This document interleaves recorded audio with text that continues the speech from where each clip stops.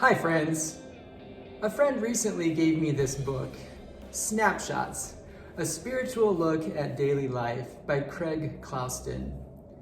Clouston lives in Brinkhaven, Ohio, which is about midway between Newark and Worcester.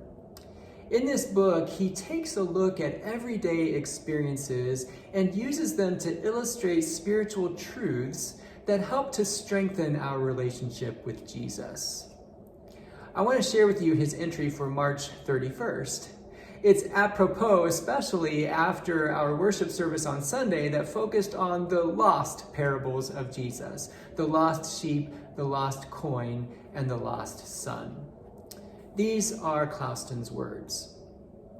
They were headed for the nursing home to visit Grandma. Sally, one of 5 girls, was asleep in the back seat when Mama stopped at the IGA.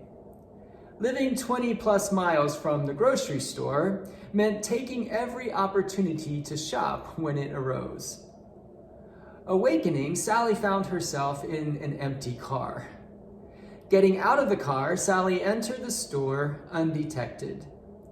Drawn to the shiny aluminum strip along the display cases in the cold food section, Sally momentarily forgot her objective.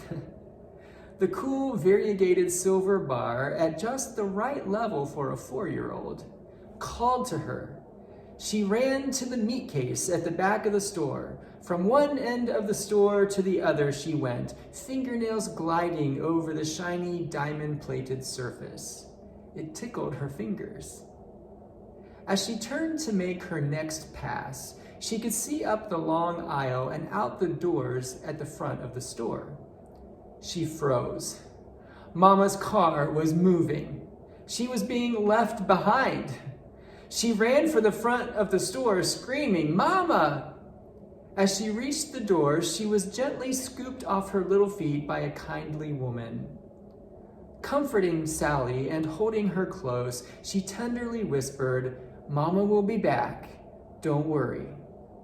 She knew that the young mother would return, and sure enough, 10 minutes later, through bullet-sized tears, Sally saw her mama jump from her car, running, arms extended toward her.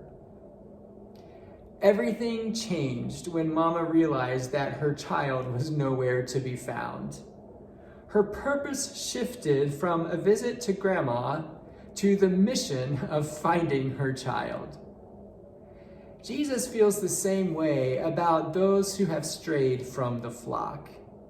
He will not rest until every single one is safe in the fold. Like Sally, we can be distracted by things of the world or by things in our own mind. And like the kindly woman, Jesus will send one of his own to comfort and embrace us until we see him coming for us. With that image in mind, hear these words from the Gospel of Luke, chapter 15. I'm reading from the Message paraphrase. By this time, a lot of men and women of doubtful reputation were hanging around Jesus, listening intently. The Pharisees and the religious scholars were not pleased at all. They growled, "He takes in sinners and eats meals with them, treating them like old friends." Their grumbling triggered this story.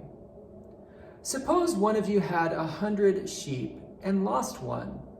Wouldn't you leave the 99 in the wilderness and go after the lost one until you found it? When found, you can be sure that you would put it across your shoulders, rejoicing. And when you got home, call in your friends and neighbors saying, "Celebrate with me. I found my lost sheep." Count on it. There's more joy in heaven over one sinner's rescued life than over 99 good people in no need of rescue. Thanks for listening. I'll see you again soon.